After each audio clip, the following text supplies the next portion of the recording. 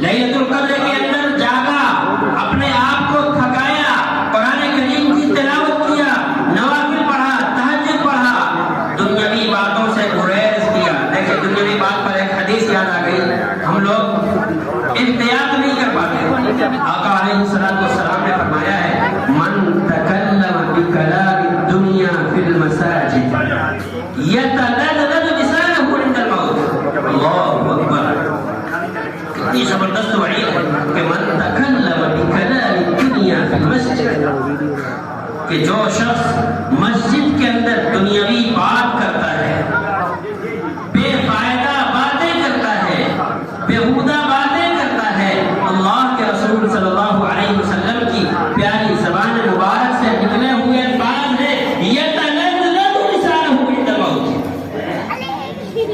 اس کی زبان موت کے وقت کلمہ نہیں پڑھ رہے۔ کتنی بے احتیاطی کرتے ہیں، بات کر رہے ہیں باہر چلے جائیں، مسجد کے باہر چلے جائیں یا حدود مسجد سے باہر ہو جائیں، مین مسجد کے اندر باتیں کرتے ہیں، ڈرنا چاہیے۔ تو میرے محترم بزرگ اور دوستو، میں عرض یہ کر رہا تھا کہ اللہ تبارک و تعالیٰ نے جو زندگی دی ہے، اپنی زندگی کے لیے، اپنی آخرت کو سنوارنے کے لیے ہم کو شب قدر عطا کی ہے۔ شب قدر کی تعین نہیں، اس کی وجہ وجوہات بہت سی علماء نے اور فقہاء اور محدثین نے بیان کیا ہے، میں اس پر نہیں جاؤں گا۔ 1000 مہینوں سے افضل ہے۔ اس آیت کا جو میں نے شروع میں خطبے کے اندر سورہ قدر کی تلاوت کیا ہے، اس سورہ قدر کا شان نزول یعنی نازل ہونے کی وجہ بیان کیا ہے مفسرین نے،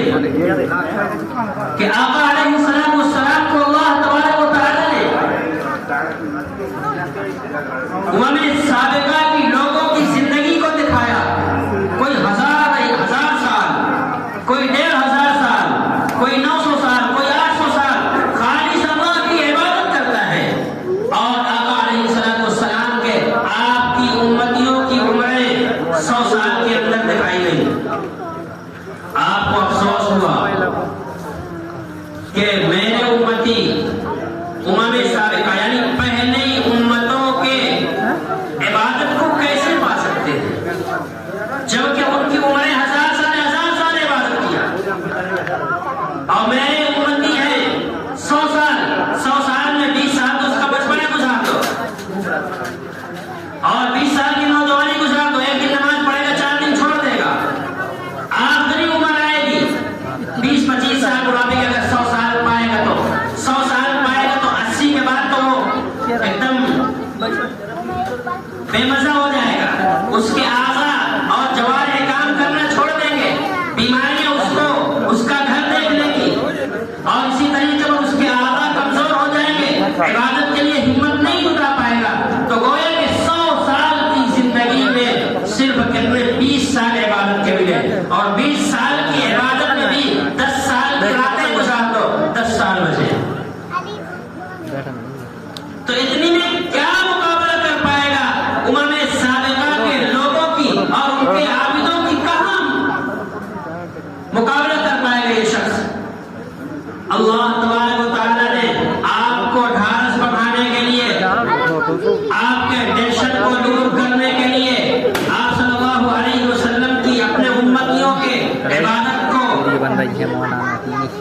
کو اجاگر کرنے کے لیے اللہ تبارک و تعالیٰ نے سے سورت نازل فرمائی، اور اس سورت کے اندر ایک آیت نازل فرمایا، وہ یہ ہے خیر من الف شہر، لیلۃ القدر خیر من الف شہر، کہ لیلۃ القدر وہ ہے جو 1000 مہینوں سے افضل ہے۔ تو 1000 مہینے اللہ تبارک و تعالیٰ نے کہا ہے، اس کے بعد خیر کا لفظ ہے، علماء بیٹھے ہوئے ہیں، پوچھ لیجئے، خیر یہ اسم تفضیل کا مخفف ہے، اخیر کا مخفف ہے، یعنی بہت زیادہ، لیکن بہت زیادہ میں کوئی قید نہیں لگائی، بریک نہیں لگائی کہ بہت زیادہ اس کی حد کہاں تک ہے، خیر کا لفظ استعمال کر دیا کہ 1000 مہینے سے بہت زیادہ بہتر ہے۔ تو میرے محترم بزرگ اور دوستوں، جب اللہ تبارک و تعالیٰ نے یہ آیت کریمہ نازل فرمائی تو آپ صلی اللہ علیہ وسلم کو اپنے امتیوں کی عبادت تھوڑا سا اطمینان ہوا کہ کم سے کم میرے امتی ان 1000 سال عمر پانے والوں کی عبادت کا مقابلہ تو کر سکتے ہیں. اور اگر کسی نے کوشش کی اور ہمت کیا اور آقا علیہ السلام کے فرمان کے مطابق تحروا لیلۃ القدر، من قام لیلۃ القدر، اور اسی طریقہ من تقوم لیلۃ القدر، یہ مختلف احادیث میں یہ الفاظ آئے ہوئے ہیں. ایمان و احتسابا، ایمان کے ساتھ ثواب کی امید رکھتے ہوئے، غفر له ما تقدم من ذنبه، عبادت کر لیتا ہے اللہ تبارک و تعالی اس کی پچھلی زندگی کے سارے گناہوں کو مٹا دیتا ہے. ما تقدم من ذنبه، سارے اس کے پچھلی زندگی میں جتنے بھی اس نے گناہ کیے ہیں سارے گناہوں کو اللہ تبارک و تعالی مٹا دیتا ہے اور 1000 مہینوں کی عبادت کا ثواب اس کے نامے اعمال میں لکھ دیتا ہے. تو کوشش کرنا چاہیے. اور سب سے بڑی بات یہ ہے، ہم تو جیسے تیسے ہماری زندگی کٹ گئی، اب ہماری نئی نسل کی آبیاری ہمارے ذمہ ہے. ہم نئی نسل کی آبیاری کس طریقے پر کریں، اپنی اولاد کو دیندار کس طریقے پر بنائیں. اگر اپنی اولاد کو، میرے محترم بزرگوں اور دوستوں، دیندار بنائیں گے تو ہمارے آنکھوں کے بند ہونے کے بعد، قبرستان میں پہنچنے کے بعد، یہ اولاد جب ہمارے حق میں دعائیں خیر کرے گی، مغفرت کی دعا کرے گی، اللہ تبارک و تعالی ہماری کرتوتوں کو پیچھے چھوڑ کر ہماری اس اولاد نیک اور صالح متقی اولاد کی دعا کی بنیاد پر ہماری آخرت کی زندگی کا بیڑا پار کر دے گا. آپ کو آقا علیہ السلام کا ایک فرمان روایت کروں، مسلم شریف کے اندر ہے. اللہ کے رسول صلی اللہ علیہ وسلم نے ارشاد فرمایا، من مات ابن آدم انقطع عمله الا من ثلاث، الا من صدقة جاریة او علم ينتفع به او ولد صالح يدعو له. کہ جب ابن آدم دنیا سے رخصت ہو جاتا ہے، ختم ہو جاتا ہے، مر جاتا ہے، دنیا چھوڑ کر کے چلا جاتا ہے، اس کے نیکیوں کا اعمال بالکل ختم. بھائی نماز تو پڑھتا نہیں مرنے کے بعد، نماز کا ثواب نہیں ملے گا، روزہ رکھتا نہیں، زکات دیتا نہیں، صدقہ خیرات کرتا نہیں، غریبوں کے ساتھ ہمدردی کرتا نہیں، یتیموں اور بیواؤں کے ساتھ ہمدردی کرتا نہیں، یہ سارے اعمال کا سلسلہ بالکل بند ہو جاتا ہے. تو جب کام نہیں کرے گا، عمل نہیں کرے گا تو اس کا ثواب نہیں ملے گا. لیکن آقا علیہ السلام نے فرمایا انقطع عملہ، اس کا سسٹم ختم. لیکن 3 کام ایسے ہیں کہ مرنے کے بعد بھی اس کی نیکیوں کا سلسلہ چالو رہتا ہے. وہ کیا ہے؟ الا من صدقۃ جاریۃ، ایک صدقہ جاریہ. ماشاءاللہ آپ جس مسجد میں بیٹھے ہوئے ہو، اللہ تبارک و تعالیٰ نے آپ لوگوں سے ہی یہ کام کروایا ہے. یہ آپ تمام کے لیے صدقہ جاریہ ہے. آپ یہاں سے چلے جائیں گے، دنیا چھوڑ کر کے آپ قبرستان پہنچ جائیں گے، لیکن جب تک اس مسجد کے اندر اللہ کی صدا، اللہ اکبر، حی علی الصلاۃ، حی علی الفلاح کی صدائیں گونجتی رہیں گی اور امام نماز پڑھاتا رہے گا اور مقتدی نماز پڑھتے رہیں گے، اور اس مسجد کے اندر جو ان کو راحت و سکون ملے گی عبادت کرنے میں، ان تمام کی عبادت کا ان تمام لوگوں کو ان کے نام اعمال میں نیکیاں پہنچتی رہیں گی مرنے کے بعد بھی. یہ ہے صدقہ جاریہ. کوئی مسجد بنوا دیا، ضروری نہیں کہ اکیلے کوئی مسجد بنوا دے. اگر آدمی کی حیثیت 1 روپے کی ہے، اس نے اخلاص کے ساتھ 1 روپے اگر لگا دیا مسجد کے اندر، تو اللہ تبارک و تعالیٰ اس کے اس اخلاص کی بنیاد پر پوری مسجد بنانے کا ثواب 1 روپے کی وجہ سے دے گا. ایک شخص نے 1 لاکھ روپے لگایا، اللہ تبارک و تعالیٰ اس 1 لاکھ لگانے والے کو اس کے اخلاص کی بنیاد پر پوری مسجد بنانے کا ثواب دے گا. مرنے کے بعد اس کی قبر میں اس کی ثواب کی سپلائی ہوتی رہے گی.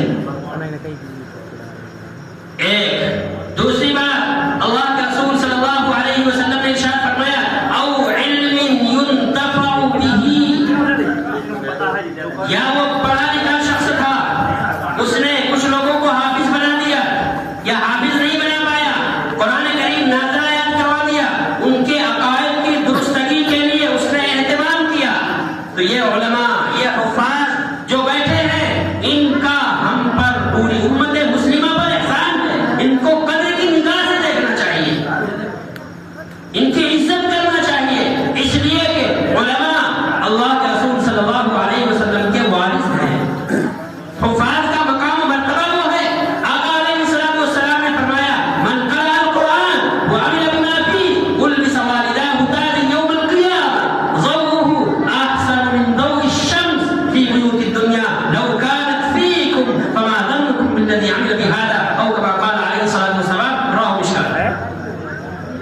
یہ حدیث مشکات شریف ایک حدیث کی کتاب اس کے اندر موجود ہے. آقا علیہ السلام نے فرمایا، اس کے راوی ہیں حضرت معاذ ابن جوہنی رضی اللہ تعالیٰ عنہ، قبیلہ جوہینہ کے رہنے والے ہیں. انہوں نے یہ آقا علیہ السلام کے ارشاد نقل کیا ہے کہ من قرأ القرآن، جس نے قرآن کو پڑھا اور اس پر عمل کیا، یعنی پڑھایا، خود سیکھا اور سکھایا. تو من قرأ القرآن، جس نے قرآن پڑھا اس پر عمل کیا، تو اللہ تبارک و تعالی اس قرآن پاک پڑھنے اور اس پر عمل کرنے کی بنیاد پر ایسی عزت افزائی فرمائیں گے. کل محشر کے میدان میں اللہ تبارک و تعالی اس حافظ قرآن کو، جو قرآن کو اپنا اوڑھنا بچھونا بنا لیا تھا، قرآن سے تعلق پیدا کر لیا تھا، قرآن کریم سے محبت اور عشق پیدا کر لیا تھا، قرآن کریم کے پیچھے اپنے آپ کو مٹا دیا تھا، اللہ تبارک و تعالی اس شخص کو ایسی زبردست شرف اور فضیلت بخشیں گے، اس کے سر پر ایسی عزت و شرافت کا تاج رکھا جائے گا کہ اس تاج کی روشنی، حدیث پاک میں آتا ہے، آقا علیہ السلام نے فرمایا اگر کوئی مائی جلال یہ طاقت رکھتا ہو کہ آسمان پر چڑھ کر کے جائے اور سورج کو اتار کر کے زمین پر لے آئے اور اس سورج کو ایک کمرے میں بند کر دیا جائے اور اس حافظ قرآن کو جو اعجاز اللہ تبارک و تعالیٰ پر عمل کرے گا، اس کے استاد کو دوسرے کمرے میں بند کر دیا جائے اور جب اس کی روشنی کا اندازہ کیا جائے تو سورج کی روشنی استاد کی ایک موتی کی روشنی کے مقابلے ابھی قیمتی معلوم ہوگی. یہ ایک موقع پر اللہ کے رسول صلی اللہ علیہ وسلم نے ارشاد فرمایا، من قرأ القرآن فاستظهره فأحل حلاله وحرم حرامه أدخله الله الجنة وشفعه في 10 من أهل بيته كلهم قد وجبت له النار أو كما قال عليه الصلاة والسلام. کہ جس نے قرآن پڑھا، اس پر عمل کیا اور اس کے حرام کو حرام جانا، اس کے حلال کو حلال جانا،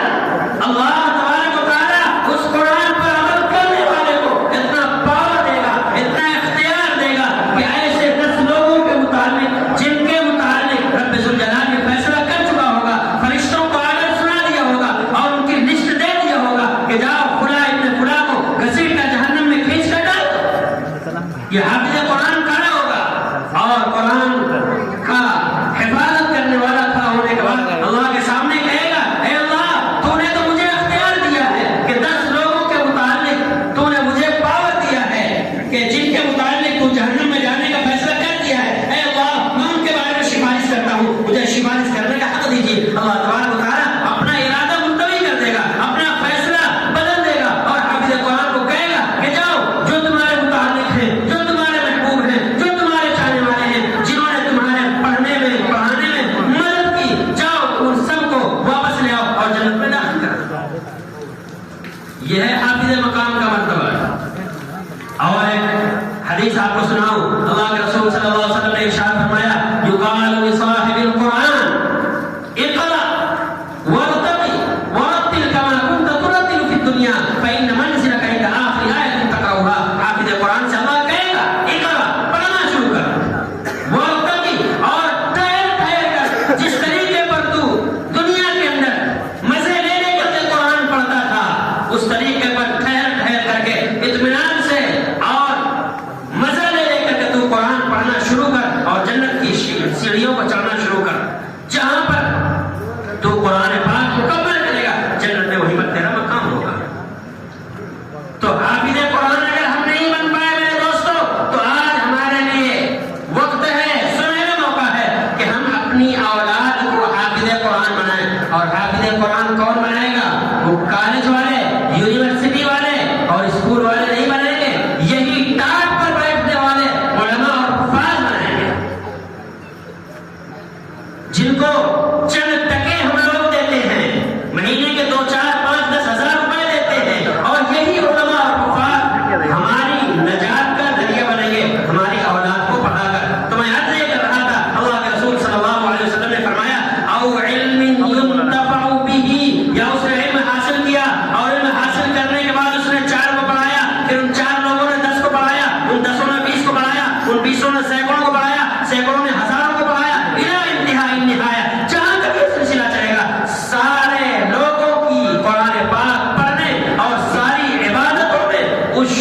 کو اس کے نامہ اعمال میں سپلائی ہوتی رہیں گی نہیں. تو بتائیے فائدے کی چیز ہے کہ نقصان کی چیز ہے؟ آج ہم اپنی اولاد کو عجیب ہمارا مزاج بن چکا ہے. ہماری وہ اولاد جو بیوقوف ہو اس کو ہم مدرسے میں ڈالتے ہیں، اور وہ لوگ جو غریب ہیں وہ اپنی اولاد کو مدرسے میں ڈالتے ہیں. لیکن امیر لوگ، مالدار لوگ اور مالدار لوگوں غریبوں کی وہ اولاد ہے جو تھوڑا سا میل رکھتے ہیں، اچھا ذہن، اعلیٰ کوالٹی کا ذہن رکھتے ہیں، ان کو ہم اسکول اور کالجوں کے حوالے کرتے ہیں، اور بدھو اور بیوقوف قسم کے لوگوں کو مدرسے میں حافظ صاحب کے حوالے کرتے ہیں. کوئی ناک بھی بہا کر کے آ رہا ہے، منہ بھی دھل کر کے نہیں آ رہا، اور پھر بھی حافظ صاحب بیچارے قرآن کی تعلیم دے رہے ہیں. اور ہمارا وہ بچہ جو اسکول اور کالج میں جاتا ہے اس کی صفائی ستھرائی کا، اس کی کتابوں کا، اور اس کے اسی طریقے پر بستے کا، اور اس کے جانے کے بعد اس کے کھانے پینے کا کیسا انتظام کر کے بھیجتے؟ یہ نا انصافی ہے کہ نہیں؟ اللہ کے کلام کے ساتھ اللہ کے کلام کی مذاق ہے کہ نہیں؟ میرے دوستو، ہمیں غور کرنا چاہیے اور سوچنا چاہیے کہ اللہ کی کلام کی اثر ہمارے دل میں نہیں ہے. میں یہ نہیں کہتا کہ اسکول اور کالج میں پڑھاؤ، لیکن اولاد کو دیندار بناؤ. آقا علیہ السلام نے آخری جملہ جو ارشاد فرمایا حدیث پاک کے اندر جو مسلم شریف کے اندر ہے، اول صالح یدعو لہ،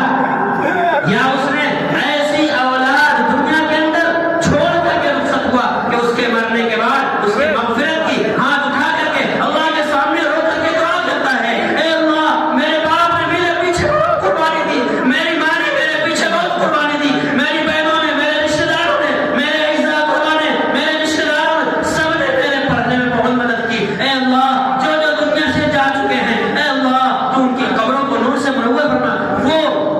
بدھو اولاد، بیوقوف بچہ جس کو ہم نے کوئی دو ٹکے کا نہیں سمجھا تھا، آج وہ ہمارے مغفرت کی دعا کرتا ہے. اور وہ اولاد جن کو ہم نے وکیل اور بارسٹر بنایا، جن کو ماسٹر بنایا، جن کو ہم نے وکیل بنایا اور دنیا کی بڑی بڑی ڈگریاں جس کو دلائی، اس بچے کے پاس والد کی نماز جنازہ پڑھنے کا موقع نہیں.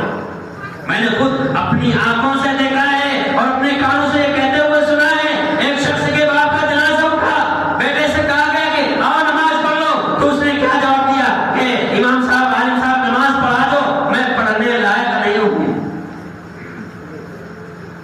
میں پڑھنے لائق نہیں ہوں. کس نے کہا؟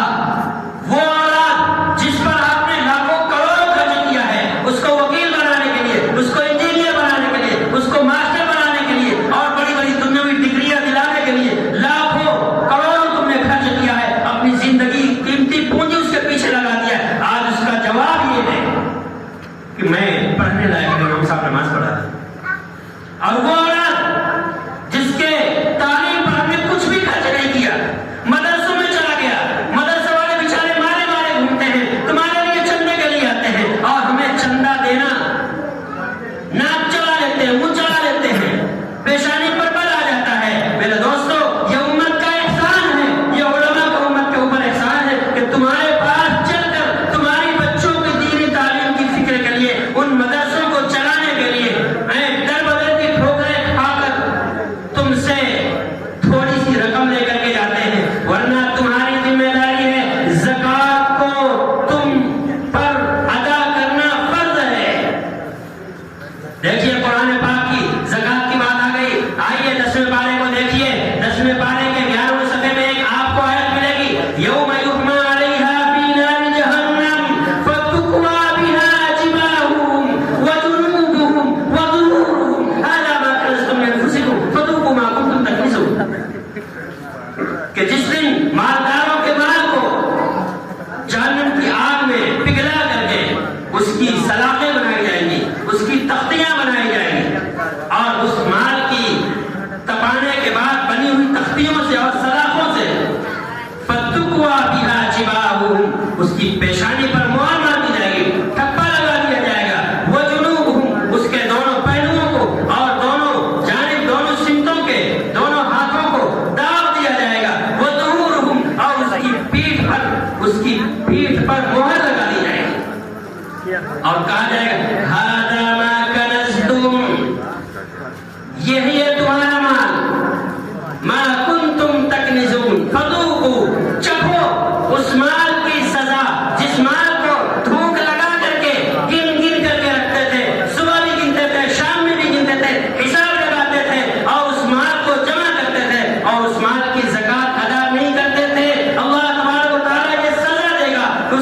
پیشانی پر، اس کے دونوں بازوؤں پر اور اس کی پشت پر مہر لگا دے گا، تاکہ قیامت کی صبح تک پیدا ہونے والا، دنیا کے آغاز سے لے کر دنیا کے اختتام تک پیدا ہونے والے تمام شخص اس زکات ادا کرنے والے کی شناخت کو اور اس کی قباحت کو اور اس کی بربادی کو اور اس کی پریشانی اور الجھن اور گھبراہٹ کو وہ دیکھ سکے، جو سامنے بیٹھے ہوں گے پیشانی کو دیکھ کر، جو دائیں بیٹھے ہوں گے یا کے نشان کو دیکھ کر، جو بائیں بیٹھے ہوں گے یا کے نشان کو دیکھ کر، جو پیچھے بیٹھے ہوں گے اس کی پشت کو نشان کو دیکھ کر کے سمجھ جائیں گے یہ اللہ کا حق نہیں دیتا تھا، غریبوں کا حق مارتا تھا، اس لیے اللہ تبارک و تعالیٰ نے اس کو یہ سزا دی ہے۔ قرآن تو یہ کہتا ہے۔ آئیے حدیث پاک میں لے چلوں آپ کو، مشکات شریف حدیث کی ایک کتاب ہے اور بڑی معتبر کتاب ہے۔ اس مشکات شریف کے صفحہ نمبر 155 کے اندر آخری روایت ہے، اللہ کے رسول صلی اللہ علیہ وسلم نے ارشاد فرمایا، اس کی مال کو، اس مالدار کے مال کو ایک گنجا سانپ کی شکل دی جائے گی اور وہ گنجا سانپ اس کو ڈسے گا اور چڑھائے گا۔ آپ کے یہاں چڑھانے کو کیا بولتے ہیں؟ کیا بولتے ہیں؟ چڑھانا سمجھتے ہیں نا؟ چڑھانے کا لفظ سمجھتے ہو نا؟ چڑھائے گا اور کہے گا میں ہی تیرا مال ہوں، میں ہی تیرا خزانہ ہوں، اور وہ کاٹے گا، اتنا زہریلا ہوگا۔ حدیث پاک کے اندر آتا ہے کہ اس کے زہر کی وجہ سے اس کے سر کے بال غائب ہوں گے۔ وہ اگر سانپ ایک مرتبہ زمین میں پھنکار دے، پھونک مار دے، اپنے منہ سے اپنی گرم اور زہریلی ہوا کو نکال دے تو صبح قیامت تک کھاس نہ ہوگے۔ یہ اس لیے میرے محترم بزرگ و دوستو، بات کافی لمبی ہو گئی، بات تو ابھی تفصیل سے چلی رہی تھی، لیکن میں بلا کسی تاخیر اور تمہید کے بس انہی مختصر سی باتوں پر اپنی بات کو ختم کرتا ہوں کہ ہم اپنی اولاد کو دیندار بنائیں، اپنی اولاد کی دین کی فکر کریں۔ یہی مدارس اور مکاتب ہیں ہماری اولاد کو دیندار بنانے کے لیے۔ جب ہم اپنی اولاد کو دیندار بنائیں گے میرے دوستو، تو یہ اولاد ہمیں مرنے کے بعد ہمارے لیے صدقہ جاریہ کا کام کرے گی۔ تو انشاءاللہ اپنی اولاد کو دیندار بنائیں گے نا؟ اللہ تبارک و تعالیٰ ہم سب کو کہنے سننے سے زیادہ عمل کی توفیق عطا فرمائے۔ وآخر دعوانا الحمدللہ رب العالمین۔ اب قرآن کریم پورا ہوا تھا، انشاءاللہ عالم صاحب اور امام صاحب آپ کے ساتھ دعا کرائیں گے۔ سب لوگ ادب اگر بیٹھ سکیں، جس طرح نماز میں بیٹھا جاتا ہے، جتنی دیر بیٹھ سکے اتنی دیر مؤدب ہو کر کے بیٹھے اور درود شریف پڑھ لیں، اس کی بات